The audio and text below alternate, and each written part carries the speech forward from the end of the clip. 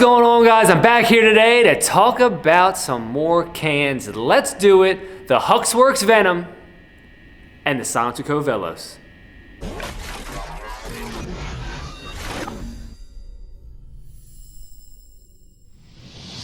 First of all, I want to give a big shout out to Target Shooting Solutions for letting me use the range for this video today. Appreciate their support. Don't forget to check those guys out. Another shout out to Silencer Shop for making the Form 4 process easy. Nobody does it better. All right, so the point of this video today is to directly compare the HUXWRX Ventum to the SiCo Velos. You're probably thinking, Steve, why do you want to directly compare those two cans? Because the HUXWRX is a 30 cal can and the Velos is a dedicated 5.56 can. Well, they're both flow through, that new technology, and I wanted to really see what the difference would be in sound suppression, ejection pattern, and just really get a feel for HUXWRX in general. This is my first HUXWRX can. I don't have a HUXWRX 5.56 can, or have I shot one. But I really think it's going to be interesting to see HUXWRX technology versus other companies like SiCo developing their own type of flow-through technology, and just see how it compares. Because, you know, HUXWRX/OSS was the first one to do it, bring it to market, and, you know, rightly so, everybody has tried to follow suit, because this is just the way of the future with this type of product, is getting that gas and getting that blowback out of your face, having your system run cleaner, longer, you know, less maintenance, less problems down the road. So let's take a look. Let's get some control shots with just the 5.56 and see what it's like, and we'll go from there. All right, so the rifle we're using today is my 416 clone, which is 11-inch barrel. Gas block is tuned to the 11-inch barrel, so my ejection pattern should be pretty consistent. Everything runs well when I shoot this without a can. So we'll run the control first and then see what that's like with both cans back to back, see if anything changes, see how much pressure I'm getting back in the system. And if you want to see my old video of the 36M versus the Velos, that link will be above. You can check that out. Some pretty cool stuff and differences between the 36M baffle and the flow through with the Velos. So let's see what this is like. Let's go from there. I will say the air is off, so we can really see what the smoke and what the blowback is doing. I want all the smoke in this video, so let's do it. Let's take these shots.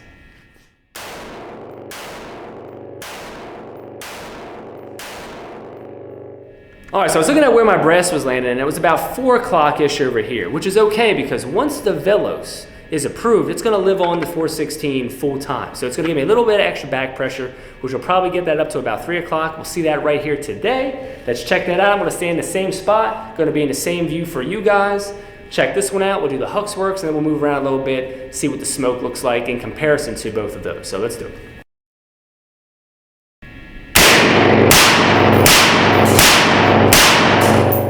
All right, so with the Velos, even though it is flow through, you're gonna get something back through the system, but nowhere near what it's like running a traditional baffle can. So I could definitely feel there was a little bit of blowback. I could smell it just a little bit, and I could feel it just a little bit.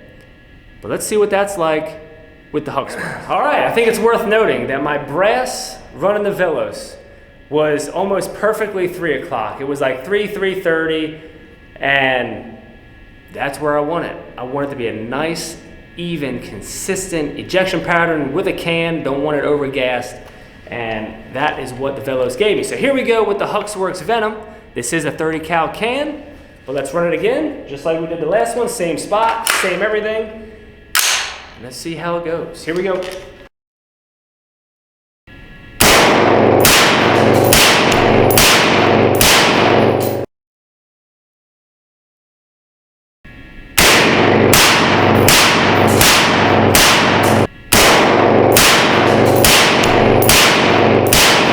All right, so what I noticed straight away about the HUXWRX compared to the Velos is that the HUXWRX, since it's a titanium core versus the Velos is not a titanium core, you get what other people have called like a sparkler effect. So from behind the gun, and I don't know if you're seeing it from this angle, when I move it around, I'm sure you'll see it, from behind the gun, I see a flash of like a sparkler effect. It's like a ring of sparks just traveling in all directions.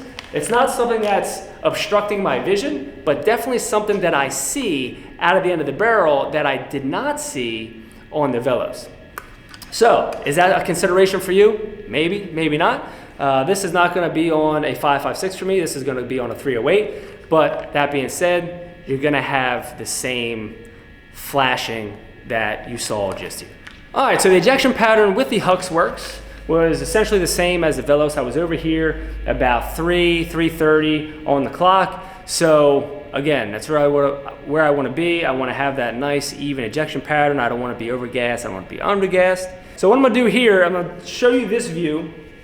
See if I can give you, with the HUXWRX, a view of the gas blowback and see if you can get a good picture. I'm going to dump 15 rounds pretty quick.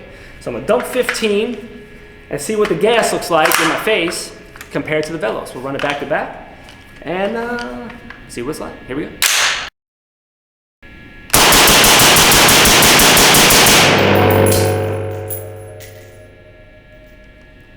Not sure if you saw it, sparkler effect.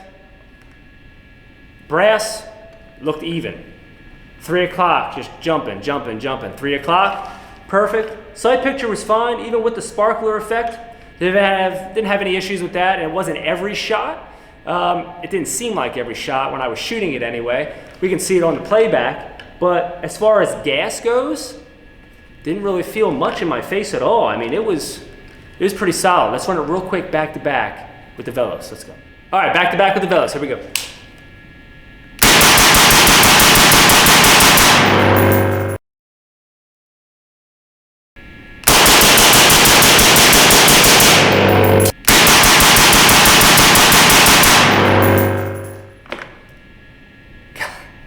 Guys, it's very close. Blowback, man, that was close to being the same thing. If they were any different in blowback, stuff I could smell, stuff that I felt, man, it was negligible. I mean, it was negligible. I mean, maybe I give a slight edge to the HUXWRX. And you would say, or could you say, that that's because that's a 30 cal can? There's a little more volume in there. You know, you're getting probably more gas escaping through the 30 cal hole versus a 5.56 size hole. So you're getting maybe a little more blowback with the Velos. Maybe. Very similar. I mean, I'll leave it up to Pew Science if they want to do some kind of actual scientific comparison, but even tone-wise and sound, man, they were close. It was close. Again, I think negligible in dBs. They sounded pretty the same as far as loudness goes. Tone, I really can't say. They're very close. This is very close cans. I think the big thing for most people might be that sparkler effect out of that titanium core can in the Ventum, which is obviously you get from their other line as well with the titanium cores. Ejection pattern, I had a few, it looks like go up to about the 2 o'clock area. All in all, I mean, I'm happy. I'm really happy with both cans. All right, guys, so I should have showed you this comparison before I shot. Hopefully this paper towel doesn't burst into flames. They're still a little warm. But here we are, both cans are running the SiCo ASR mount. So side by side, I know where I'll put some B-roll in so you can see it nice and clean. But the HUXWRX is just a little taller and a little thicker than the Velos. I think that's to be expected. A 5.56 dedicated can to a 30 cal can, it's going to be a little bigger, a little more volume to help with that suppression and all the things that are going on with that flow-through technology. So the HUXWRX Ventum is a little bigger than the Velos, and if you remember back to my other video with the Velos versus the 36M, the Velos was significantly thicker than the 36M. So this is bigger still. So again, are these things that are considerations for you? Would you run the HUXWRX Ventum on a 5.56 and not a 308? I don't know, it's up to you. I believe the Velos is a little more expensive than this HUXWRX model. So if you're looking at price comparison, the HUXWRX has that beat in that regard. But overall, guys, I mean, and just in this little shooting here today, it's supposed to be a quick video, it really felt like these cans performed very similarly, both in sound suppression, tone, and blowback. And I think at the end of the day, if you have any flow-through type technology can, it's a win, and it's most certainly an advantage over the standard baffle, straight blowback type of cans. So all right guys, don't forget Steve MP5 on the Instagrams, and I'll see you next time.